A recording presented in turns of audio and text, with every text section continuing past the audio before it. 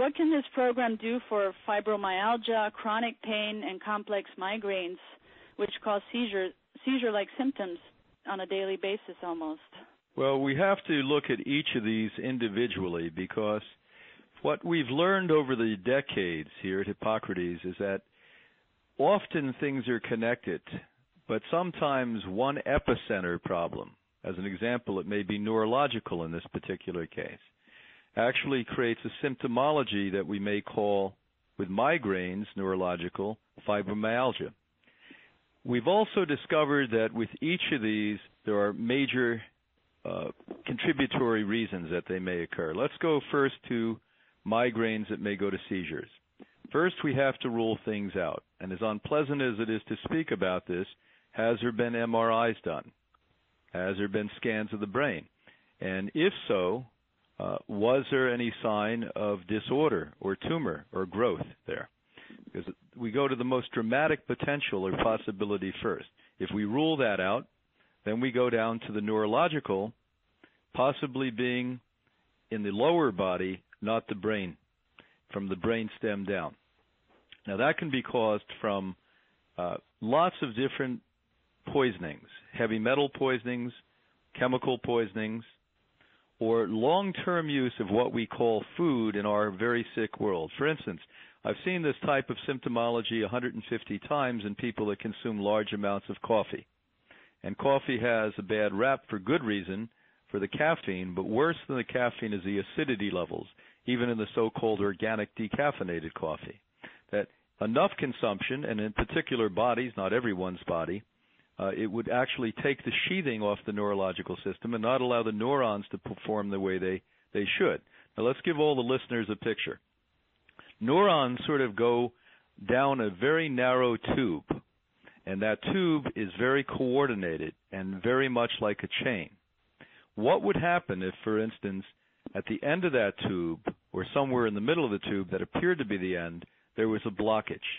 Now, the neurons that are carrying electron activity up from the brain and to the brain, and down from the brain to the lower parts of the body, is blocked. Then these little pieces of electric that are carried in the neurons, the brain generated cells and the nervous system cells, are going to start to build up to a point where it would be like getting an electrocution in the brain, and a seizure or seizure-like symptoms can happen. Now, that blockage can go to the next thing we want to talk about, some type of a skeletal or structural injury. And we're seeing more and more from our chiropractic and osteopathic community because now they have motion films of skeletal structure. So before we do snapshots and sort of guess or speculate, today they can actually film somebody's head in motion. You can see the spine, you can see the skull, and we're seeing an awful lot of people that have practically close to severed brain stems from the rest of their neurological system. It's almost as if their head is a ball being propped up on a stick, and the only thing that's keeping it on the top of the head is balance. And we're seeing a lot more of these injuries today. Now, I think that's because of the osteoporotic conditions, or the degeneration of bone structure due to the lack of resistant exercise and poor nutrition. Again, high acidity contributes to the degeneration of hard tissue as well as neurons, as we spoke about. So now we'll move on. The gastrointestinal tract is often a contributor to migraines, but I have never really seen it solo or alone contribute to seizure-like symptomology. Now we go to fibromyalgia. Flip the page, but remember everything we've just said. Fibromyalgia is clearly to us a microbial problem that can be combined with everything we just talked about, or at least part of what we just talked about. The microbe, we are sure, is a viral and probably part of the same family that chronic fatigue, or some of you know it as Epstein-Barr. It's a retrovirus, a microscopic virus that was born, we believe, out of large rhinoviruses that came together and spawned this new generation of viruses.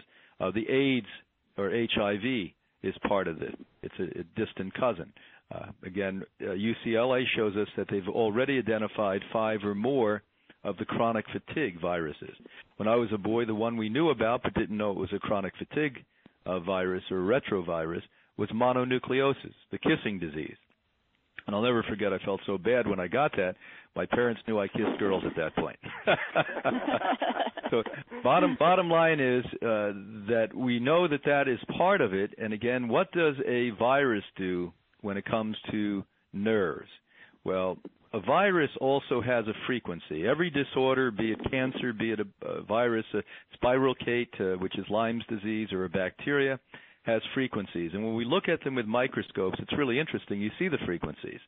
And after you do a lot of microscopic work, like my wife, Anna Maria, you can actually almost identify what bacteria or virus or microbe it potentially can be.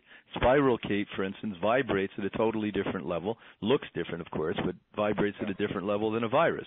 A rhinovirus, meaning nose viruses or colds, flus, this type of thing, are sort of like big elephants trying to do the twist. And so they look really slow, but they do move. Where now what we're talking about, retroviruses, are extremely high frequencies. So now we go to the nervous system, which is quite a bit generated with neuron activity, which is high electric to begin with. And it would be like taking a drill and using it where it's really, really hot at the top. That's the virus. And it would come over and it would touch the nervous system. And that's why those with so-called fibromyalgia, it wanes and comes back. Some days it's really bad, some days it's not. In the morning it may be worse than it is at night. After you're exhausted it may be bad. Because, again, further degeneration occurs normally even with healthy people of tissue mass just from daily activity. And then if we exhaust it by putting a retrovirus in there and also have already a disrupted nervous system due to the things we mentioned just on the last page, all of that together can be contributory to these type of symptoms. Now, to get down to the bottom, the question, how does Hippocrates deal with that? Now, over the last 52 years, we are very clear on what our mission statement is here, helping people help themselves. And we are not the way that most healthcare looks at things. You come to me, you give me money, I know you'll never know, and you need to keep coming to me and give me money. Our objective is to get you to the point, the participants here, so that you do not need Hippocrates or hopefully any other healthcare professional in the future. I don't think it was in the intent of nature or God, if you will, to make it so that we were dependent upon other human beings. We are free-willed individuals with self-responsibility if we are willing to be that.